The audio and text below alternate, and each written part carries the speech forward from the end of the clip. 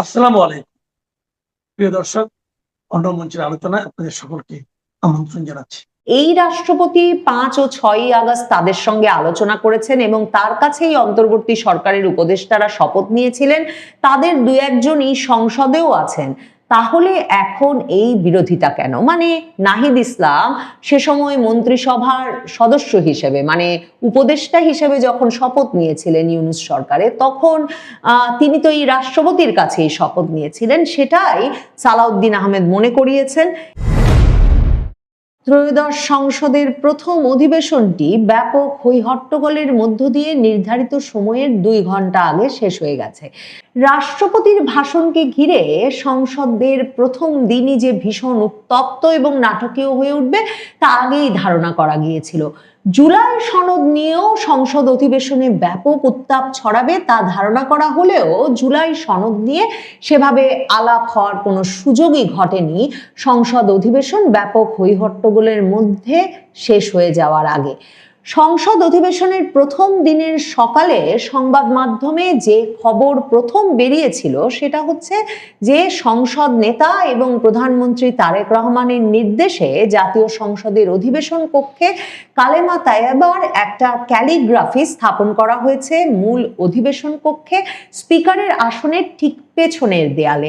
সংসদের ভেতরে সংস্কার নিয়ে বিএনপি যথেষ্ট সিরিয়াস কিনা, সিনসিয়ার কিনা, এই নিয়ে রীতিমতো একরকমের উদ্বেগ প্রকাশ করতে করতে, সমালোচনা করতে করতেই জাতীয় সংসদের বিরোধী দল জামায়াতে ইসলামী জাতীয় নাগরিক পার্টি তারা সংসদের প্রথম অধিবেশনে যোগ দিয়েছিল। সংসদে তারা যোগ দিয়েছে দুটো শপথ নিয়ে, সংসদ সদস্য হিসেবে এবং সংবিধান সংস্কার পরিষদের সদস্য হিসেবে। বিএনপি সংবিধান সংস্কার পরিষদের সদস্য হিসেবে কোনো শপথ নেয়নি এবং সংসদ অধিবেশনের আগের দিনই বলেছে যে ইউনূস সরকারের আমলে জুলাই সনদ সহ যে 133টি অধ্যাদেশ পাশ হয়েছে সেগুলো সবই তারা সংসদে তুলবে এবং যেগুলো প্রয়োজনীয় মনে করবে, ন্যায্য মনে করবে, সেই অধ্যাদেশগুলো এরপর তারা আইনে পরিণত করবে, অন্যগুলো বাতিল হয়ে যাবে।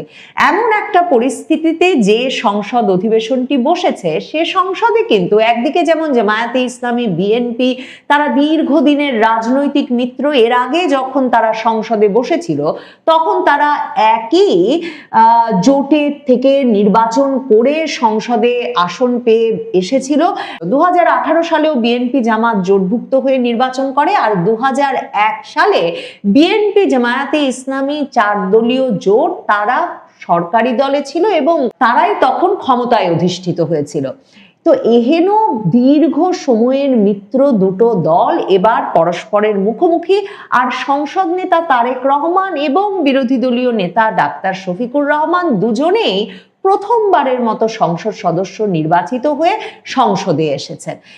এবার সংসদ নানা কারণে বিচিত্র, স্পিকার নাই, ডেপুটি স্পিকার নাই। 2024-এর 5ই আগস্টের পর স্পিকার পদত্যাগ করেছেন। ডেপুটি স্পিকার সেই সেপ্টেম্বর থেকেই 2024-এ কারাগারে আছেন এবং এখনো কারাগারে আছেন। কাজেই সে অবস্থায় স্পিকারের আসনটি খালি রেখে সংসদ অধিবেশন শুরু হয়।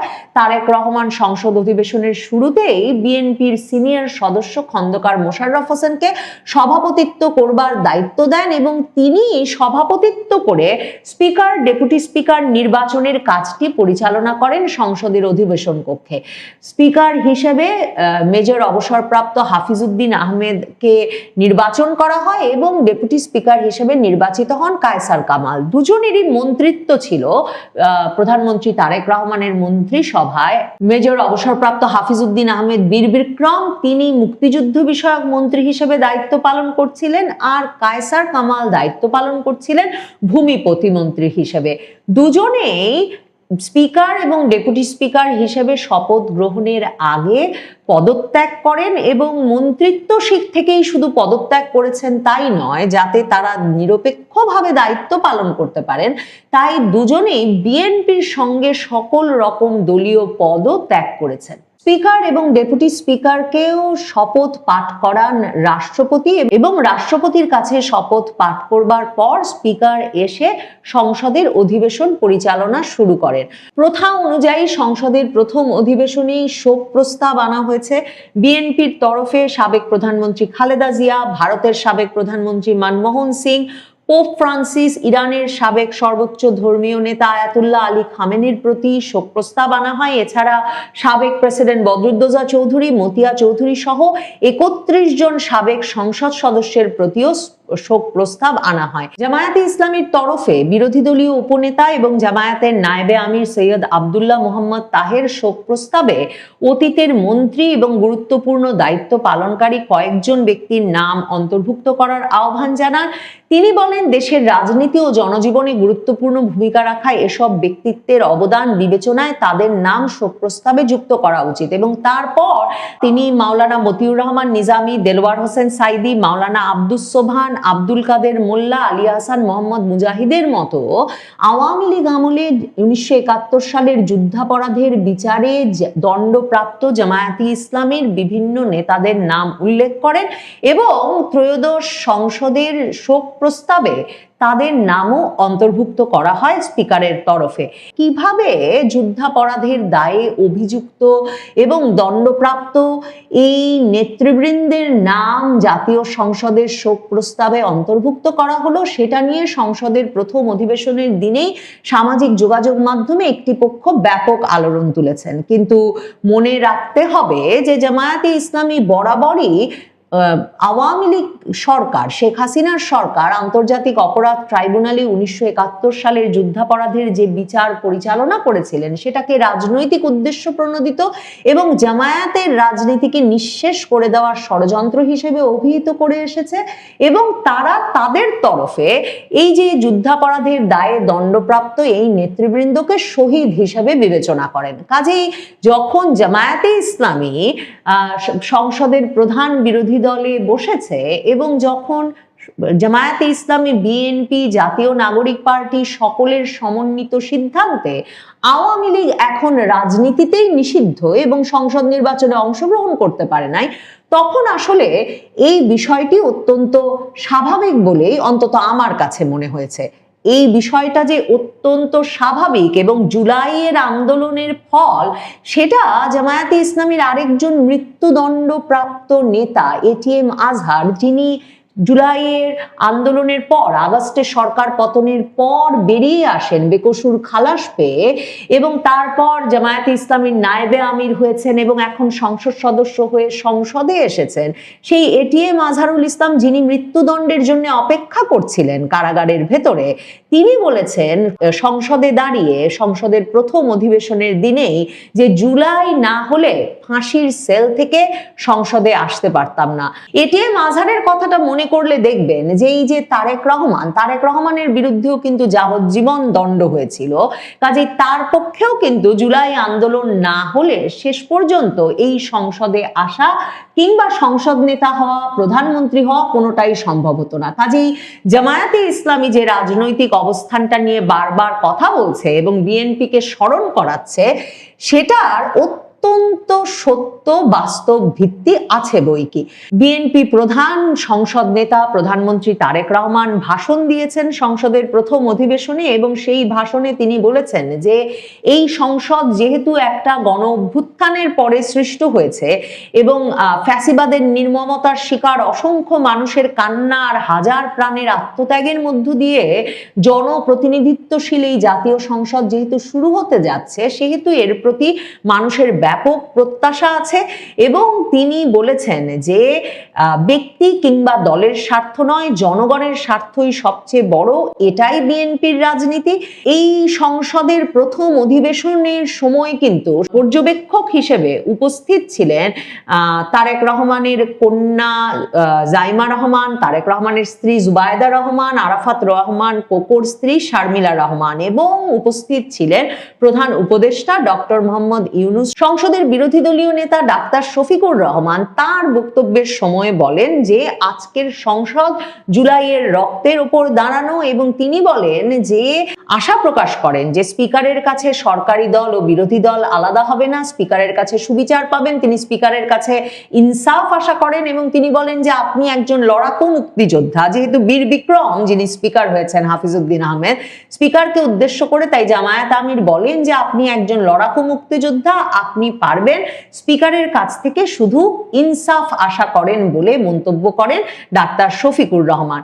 এই যে রাষ্ট্রপতি যেই স্পিকার ডেপুটি স্পিকারকে শপথ পাঠ করালেন, যেই রাষ্ট্রপতি ঠিক করে দিলেন যে সংসদে এবার স্পিকারের ডেপুটি স্পিকারের অনুপস্থিতিতে সংসদ সদস্যদের সবাইকে শপথ পাঠ করাবেন প্রধান নির্বাচন কমিশনার, সেই রাষ্ট্রপতি যখন প্রথা অনুযায়ী সংসদে বক্তব্য দিতে আসবেন তখন স্পিকার বারবার বলেন প্রথা রক্ষা করতে চাই, সে কারণে রাষ্ট্রপতি এখন বক্তব্য রাখবেন এবং কেউ যাতে বিশৃঙ্খলা সৃষ্টি না করে। কিন্তু বিরোধী দল জামায়াতে ইসলামী, জাতীয় নাগরিক পার্টি যেমনটা তারা আগেই বলেছিলেন যে তারা এই রাষ্ট্রপতির অভিশংসন চান, গ্রেফতার চান, অপসারণ চান, কাজেই ব্যাপক বিক্ষোভে তারা ফেটে পড়েন। রাষ্ট্রপতি ঢুকে যখন জাতীয় সঙ্গীতের সঙ্গে দাঁড়ান এবং সকল সংসদ সদস্যদের দাঁড়ানোর নিয়ম, তখন তারা বসে থেকে হই হট্টগোল করেন। আর এরপর জাতীয় সঙ্গীত শেষ হলে রাষ্ট্রপতি যখন বক্তৃতা দিতে ডায়াসে দাঁড়াতে আসেন তখন রীতিমতো তেড়ে মেরে যান তারা এবং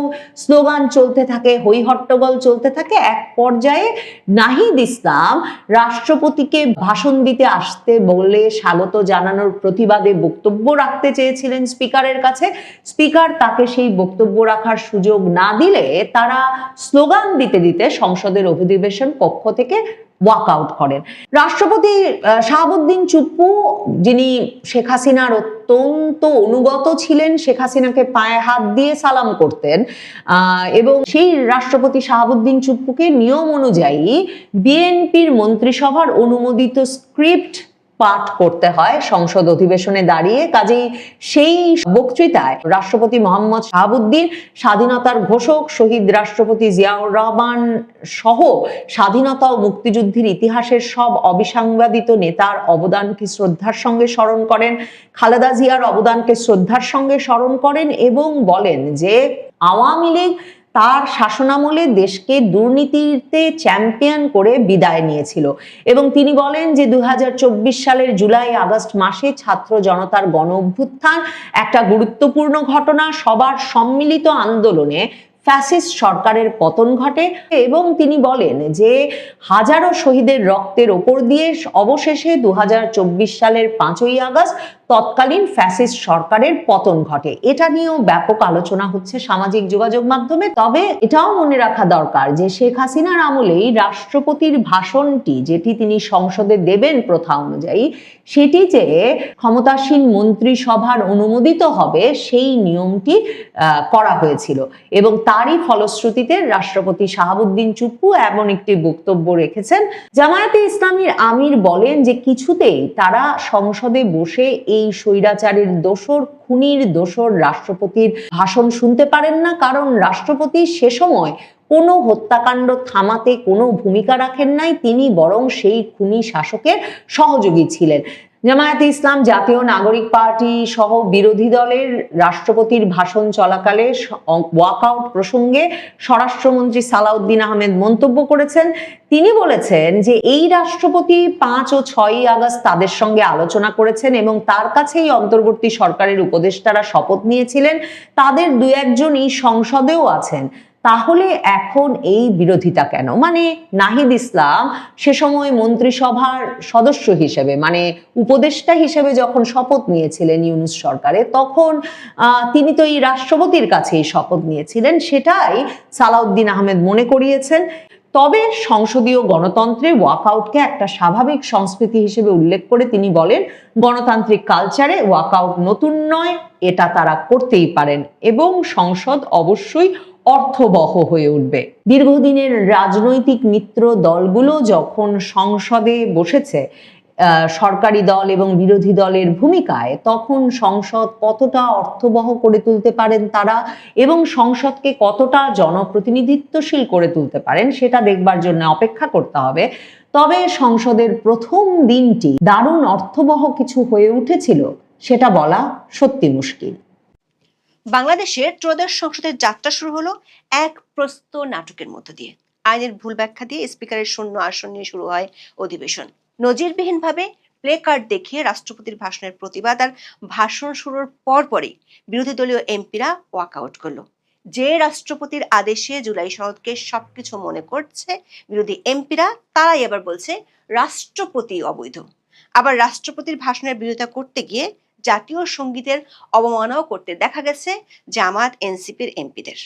বিরোধী এমপিদের এমন দ্বিচারিতার মধ্যে রাষ্ট্রপতি মোহাম্মদ শাহাবুদ্দিন তার নিয়োগকর্তা আওয়ামী লীগকে শুলে চড়ালেন। বিএনপির প্রশংসা করতে গিয়ে নিজের ভাষণে বেশ কয়েকটি অসত্য তথ্য দিয়েছেন বহু নাটকের জন্ম দেয়া এই রাষ্ট্রপতি। প্রশ্ন হলো, রাষ্ট্রপতির এ ধরনের ভাষণ কি নতুন কিছু? আবার রাষ্ট্রপতির ভাষণের প্রতিবাদে জামাত যে অবস্থান, সেটিও কি নতুন কিছু? আমাদের বিশ্লেষণ হলো, রাষ্ট্রপতি শাহাবুদ্দিনকে দিয়ে বিএনপি 2009 সালের প্রতিশোধ নিল। 1991 সালে জাতীয় পার্টি এবং 2009 সালে বিএনপি সংসদের প্রথম অধিবেশনে যে আচরণ করেছিল, প্রায় একই আচরণ দেখা গেছে 2026 সালেও। এরই মধ্যে সংসদের বাইরে 144 ধারা বজায় থাকলেও এনসিপি প্রতিবাদ সমাবেশ করেছে পুলিশের নাকের ডগায়, যেমনটা তারা করত ইউনূসের আমলে। এত কিছুর মধ্যে ত্রয়োদশ জাতীয় সংসদের শুরুতেই বড় কলঙ্কটা লেপে দেওয়া হয়েছে সংসদের শোক প্রস্তাবে। ত্রয়োদশ জাতীয় সংসদের প্রথম অধিবেশনে তোলা শোক প্রস্তাবে যুক্ত করা হয় 71-এর যুদ্ধাপরাধে দণ্ডিত জামাত ইসলামের 6 জন এবং বিএনপির এক নেতার নাম। 1971 সালে মুক্তিযুদ্ধের সময় গণহত্যা, হত্যা, ধর্ষণ, নির্যাতনের মতো মানবতা বিরোধী অপরাধে জড়িত থাকার অভিযোগ প্রমাণিত হয় তাদের দণ্ড দিয়েছিলেন আন্তর্জাতিক অপরাধ ট্রাইব্যুনাল। বিশ্লেষকরা মনে করেন, মুক্তিযুদ্ধের সপক্ষের দল বলে দাবি করা বিএনপিকে এই কলঙ্কের দায়ভার নিতে হবে। বিস্তারিত জানতে চলুন যাওয়া যাক বিশ্লেষণে।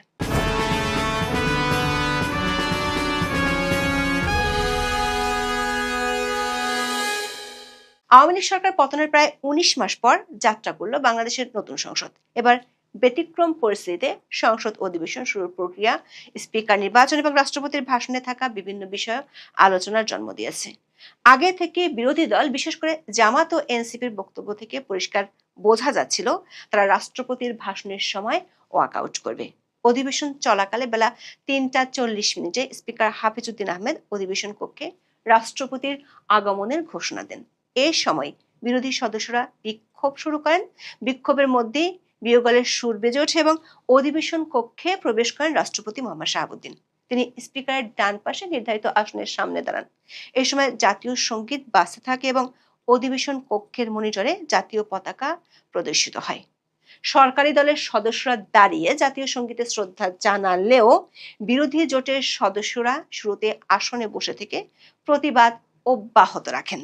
দেশের আইন অনুযায়ী জাতীয় সঙ্গীত চলাকালে দাঁড়িয়ে সম্মান জানাতে হয়।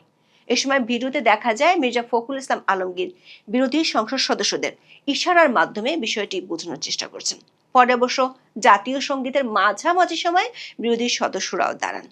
জাতীয় সঙ্গীত শেষ হলে রাষ্ট্রপতি নির্ধারিত আসনে বসেন।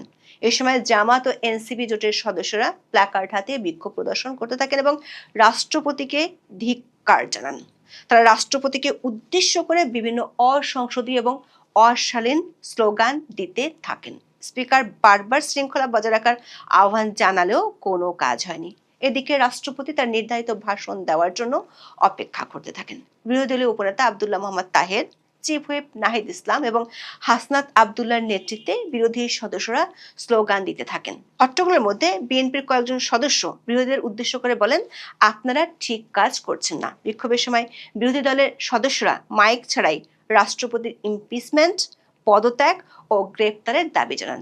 বিরোধী দলের নেতা শফিকুর রহমান বলেন, এই রাষ্ট্রপতি স্বৈরাচার ও ফ্যাসিবাদের সহযোগী। এই সংসদে তার ভাষণ তারা মেনে নিতে পারেন না। এ পর্যায়ে হাসনাত আবদুল্লাহ আসন ছেড়ে রাষ্ট্রপতির ডায়াসের দিকে এগিয়ে গেলে বিরোধী দলীয় উপনেতা তাকে বাধা দেন এবং 2 হাত প্রসারিত করে বিরোধী সদস্যদের বাইরে নিয়ে যান। প্রায় 4 মিনিট অচলাবস্থার পর রাষ্ট্রপতি তার ভাষণ শুরু করেন। তবে এর মধ্যেও বিরোধী সদস্যদের বিক্ষোভ চলতে থাকে। এক পর্যায়ে স্লোগান দিতে দিতে বিরোধী সদস্যরা অধিবেশন কক্ষ ত্যাগ করেন। পরে রাষ্ট্রপতি তার নির্ধারিত ভাষণ শেষ করেন এবং স্পিকার অধিবেশন আগামী রোববার সকাল 11টা পর্যন্ত মুলতবি ঘোষণা করেন। বিরোধী দলীয় নেতা শফিকুর রহমানের দাবি, রাষ্ট্রপতি অপরাধী, যার পেছনে আছে 3টি কারণ। এর মধ্যে তৃতীয় কারণটি হলো, রাষ্ট্রপতি একটি অধ্যাদেশে সই করেছিলেন যেখানে নির্বাচনের পর নির্বাচিত প্রতিনিধিরা একদিকে সংস্কার পরিষদের সদস্য এবং একই সঙ্গে সংসদ সদস্য হিসেবে দায়িত্ব পালন করবেন। শফিকুর রহমানের দাবি, ওই অধ্যাদেশ অনুযায়ী গেজেট প্রকাশের 30 দিনের মধ্যে সংস্কার পরিষদের অধিবেশন ডাকতে রাষ্ট্রপতির দায়িত্ব ছিল, কিন্তু তা করা হয়নি। দর্শক খেয়াল করে দেখুন, রাষ্ট্রপতি অবৈধ কিন্তু রাষ্ট্রপতি স্বাক্ষর করা অধ্যাদেশ বৈধ, এমন দ্বিচারিতা নিয়ে সংসদের প্রথম দিন কাটিয়ে দিল বিরোধী দলীয় সংসদ সদস্যরা। দর্শক, আমাদের বিশ্লেষণ হলো, রাষ্ট্রপতির ভাষণের বিরুদ্ধে প্রতিবাদ জানিয়ে ওয়াকআউট করার ঘটনা বাংলাদেশের সংসদের ইতিহাসে এর আগে 2 বার ঘটেছে। প্রথমবার 1991 সালের পঞ্চম সংসদের শুরুর অধিবেশনের মিল পাওয়া যাবে। 1991 সালের 5ই এপ্রিল রাষ্ট্রপতি হিসেবে বিচারপতি শাহাবুদ্দিন আহমেদ যখন ভাষণ দিয়েছিলেন, তখন জাতীয় পার্টির সংসদ সদস্যরা ওয়াকআউট করেছিলেন। দলীয় চেয়ারম্যান HM এরশাদকে বন্দী রাখার প্রতিবাদ জানিয়েছিলেন তারা। তখন রাষ্ট্রপতি শাহাবুদ্দিন আহমেদ বিব্রত হয়েছিলেন, বলেছিলেন তিনি খুব দ্রুত বিদায় নিতে চান, কিন্তু সাংবিধানিক ব্যবস্থার অভাবে পদত্যাগ করতে পারছিলেন না। আর দ্বিতীয়বার ঘটনাটি ঘটেছিল 2009 সালের 25শে জানুয়ারি নবম জাতীয় সংসদের প্রথম অধিবেশনে। ওই সময় রাষ্ট্রপতি ছিলেন অধ্যাপক ইয়াজউদ্দিন আহমেদ, যিনি ছিলেন বিএনপির নির্বাচিত রাষ্ট্রপতি এবং খালেদা জিয়ার আস্থাভাজন। নবম সংসদে ইয়াজউদ্দিন আহমেদ যে বক্তব্য দিয়েছিলেন সেটি ছিল বিএনপিকে একেবারে শুলে চড়ানোর মতো। 2009 সালের 26শে জানুয়ারি দৈনিক প্রথম আলোতে প্রকাশিত প্রতিবেদন থেকে জানা যাচ্ছে, সরকারের কোনো আচরণের প্রতিবাদ করে নয়, নিজেদের নির্বাচিত রাষ্ট্রপতির বিরুদ্ধে শপথভঙ্গ ও সংবিধান লঙ্ঘনের অভিযোগ করে সেদিন বিএনপি সংসদ কক্ষ থেকে বেরিয়ে গিয়েছিল। দর্শক, রাষ্ট্রপতি শাহাবুদ্দিন সংসদে যে ভাষণ দিয়েছেন তা নিয়ে এরই মধ্যে সামাজিক যোগাযোগ মাধ্যমে বেশ আলোচনা সমালোচনার জন্ম দিয়েছে। নিয়ম অনুযায়ী সংসদের অধিবেশনে রাষ্ট্রপতি যে ভাষণ দেন সেটি আসলে সরকারি দলেরই লিখে দেয়া। রাষ্ট্রপতির ভাষণ মন্ত্রিপরিষদের বৈঠকে অ্যাপ্রুভ হতে হয়। 2009 সালে বিএনপি রাষ্ট্রপতি ইয়াজউদ্দিন আহমেদ বলেছিলেন, অবাধ নির্বাচনের মাধ্যমে দিন বদলের সংসদ এসেছে, দেশ থেকে দুর্নীতি বিদায় নিয়েছে। দর্শক, 2005 সালের 19 অক্টোবর দৈনিক প্রথম আলোর লাল কালিতে হেডলাইন ছিল, খবরটি লজ্জার অপমানের, ট্রান্সপারেন্সি সূচকে বাংলাদেশ টানা 5 বার শীর্ষ দুর্নীতিগ্রস্ত দেশ হয়েছিল। তখন বিষয়টি ছিল বিএনপির জন্য চরম বিব্রতকর। অথচ রাষ্ট্রপতি মোহাম্মদ শাহাবুদ্দিন সেই অতীত রেকর্ডকে একেবারে নিজের মতো করে পাল্টে ফেলেছেন। তিনি জাতীয় সংসদে দেওয়া ভাষণে দাবি করেছেন, দেশকে দুর্নীতিতে চ্যাম্পিয়ন বানিয়ে 2001 সালে ক্ষমতা ছেড়েছিল আওয়ামী লীগ। খালেদা জিয়ার নেতৃত্বাধীন সরকার দুর্নীতি দমনে কঠোর পদক্ষেপ গ্রহণ করে, যার ফলে বিশ্বে দুর্নীতিতে চ্যাম্পিয়ন হওয়ার কলঙ্ক থেকে মুক্তি পায় বাংলাদেশ। অথচ রেকর্ড বলছে বিএনপি আমলেই দুর্নীতিতে টানা চ্যাম্পিয়ন হয়েছিল বাংলাদেশ। রাষ্ট্রপতি তার ভাষণে আরো একটি অসত্য তথ্য দিয়েছেন। রাষ্ট্রপতি দাবি করেছেন, 2006 সালের অক্টোবর মাসে বিএনপি যখন রাষ্ট্র ক্ষমতা থেকে বিদায় নেয়, তার অনেক আগেই বিশ্বের দুর্নীতিতে চ্যাম্পিয়নের কলঙ্ক থেকে মুক্ত হয়ে বাংলাদেশ এশিয়ার ইমার্জিং টাইগার হিসেবে স্বীকৃতি পায়।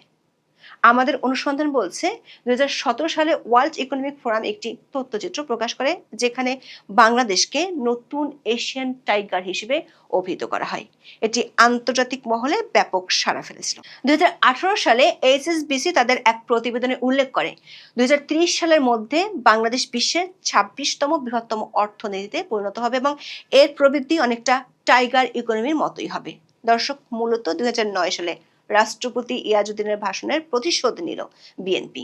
ইয়াজউদ্দিন আহমেদ সেদিন তার ভাষণে বঙ্গবন্ধুকে স্বাধীন বাংলাদেশের স্থপতি ও জাতির জনক বলে সম্বোধন করেছিলেন, স্মরণ করেছিলেন শেরে বাংলা, ভাসানী, সরার্দি ও জাতীয় 4 নেতাকে। 2026 সালে রাষ্ট্রপতি শাহাবুদ্দিন নাম উল্লেখ করেছেন শুধু স্বাধীনতার ঘোষক হিসেবে প্রেসিডেন্ট জিয়াউর রহমান ও খালেদা জিয়ার। তবে অতীতের সকল কলঙ্ককে ছাড়িয়ে এবার যেটা সংসদে ঘটল সেটি এক বিরাট প্রশ্ন তুলে ধরেছে।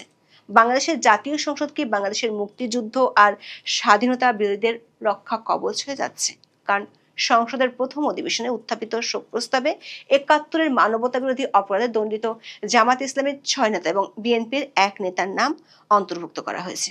শোক প্রস্তাবে জামাত ইসলামের আমির মতিউর রহমান নিজামী, সেক্রেটারি জেনারেল আলী হাসান মোহাম্মদ মুজাহিদ, সহকারী সেক্রেটারি জেনারেল আব্দুল কাদের মোল্লা ও মোহাম্মদ কামারুজ্জামান, শুরা সদস্য মীর কাশিম আলী এবং নায়েবে আমির দেলার হোসেন সাইদের নাম অন্তর্ভুক্ত করার প্রস্তাব উঠে। একই সঙ্গে বিএনপির সাবেক সংসদ সদস্য ও স্থায়ী কমিটির সদস্য সালাউদ্দিন কাদের চৌধুরীর নামও এতে সংযোজন করা হয়। পরে স্পিকার হাফিজ উদ্দিন আহমেদ এসব নাম শোক প্রস্তাবে যুক্ত করার বিষয়টি অনুমোদন করেন।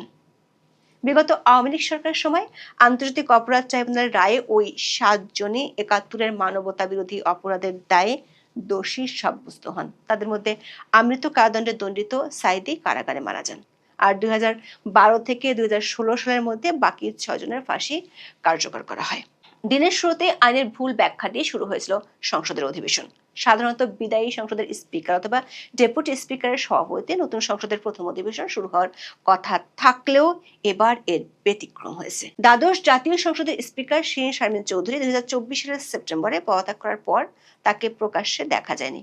আর হত্যা মামলায় গ্রেপ্তার হয়ে বিদায়ী ডেপুটি স্পিকার শামসুল হক টুকু কারাগারে। এমন পরিস্থিতিতে সংসদ কক্ষে স্পিকার আসনটি ফাঁকা রেখেই শুরু হয় অধিবেশন। পরে সংসদের সম্মতিতে প্রথম অধিবেশনের সভাপতিত্ব করেন বিএনপির সংসদ সদস্য ডক্টর খন্দকার মোশাররফ হোসেন। অথচ সংসদের কার্যপ্রণালী বিধির যে ব্যাখ্যাটির কথা এই প্রসঙ্গে তুলে ধরা হয়েছে সেটি মূলত চলমান কোনো সংসদ অধিবেশনের জন্য নয়, নতুন কোনো সংসদের জন্য নয়। আমাদের বিশ্লেষণ হলো বিএনপি এখানে 1991 সালের একটি ঘটনার প্রতিশোধ নিল। 1991 সালের 5 এপ্রিল যখন সংসদ অধিবেশন বসবে তখন বিতর্ক দেখা দেয় অধিবেশন কার সভাপতিত্বে শুরু হবে। আগের স্পিকার শামসুল হুদা চৌধুরী জাতীয় পার্টির ছিল বলে তার কাছ থেকে শপথ নিতে অনীহা দেখায় বিএনপি। শেষে বিকল্প হিসেবে তৎকালীন প্রধান নির্বাচন কমিশনার বিচারপতি আব্দুর রব নবনির্বাচিত সংসদ সদস্যদের শপথ পড়িয়েছিলেন। তখন বিদায়ী স্পিকার শামসুল হুদা চৌধুরীকে দিয়ে অধিবেশন শুরু করাতে আপত্তি তুলেছিল সদ্য ক্ষমতায় যাওয়া বিএনপি, কিন্তু বাদ সাধেন শামসুল হুদা চৌধুরী। তিনি বলেছিলেন অধিবেশনের শুরুতে তার লাশ হলেও সংসদে যাবে। শপথ পড়াতে ডাকা না হলেও অধিবেশনের শুরুটা নিয়ম অনুযায়ী করতে অনড় ছিলেন তিনি। শেষে শামসুল হুদা চৌধুরীর সভাপতিত্বে সংসদ অধিবেশন শুরু হয়েছিল। তার পরিচালনায় নতুন স্পিকার হিসেবে আব্দুর রহমান বিশ্বাস এবং ডেপুটি স্পিকার হিসেবে শেখ রাজ্জাক আলী নির্বাচিত হওয়ার পর সসম্মানে বিদায় নিয়েছিলেন তিনি। তবে সংসদের ভেতরে আইন ও সংবিধান মানার অনেক ব্যাখ্যা বিএনপির কাছে শোনা গেলেও সংসদের বাইরে এনসিপিকে আইন ভাঙতে দেখেও তারা ছিল নিশ্চুপ। সংসদ অধিবেশন অনুযায়ী সংসদের বাইরে নির্দিষ্ট এলাকায় ছিল নিষেধাজ্ঞা। সেটি না মেনে এনসিপির নেতারা 3টি দাবিতে সমবেত হয়েছিল। পুলিশ অবশ্য তাদের দেখেও না দেখার ভান করে গেছে। প্রশ্ন হলো, মুলতবির পর 15 মার্চ থেকে শুরু হতে যাওয়া সংসদ অধিবেশনে কি এমন আরো নাটক ফিরে দেখা যাবে যেখানে পদে পদে বাংলাদেশের স্বাধীনতা যুদ্ধকে অপমান করা হবে? এখন এ পর্যন্ত সবাই ভালো থাকুন, সুস্থ থাকুন, নিরাপদে থাকুন। দেখা হবে আগামী পর্বে।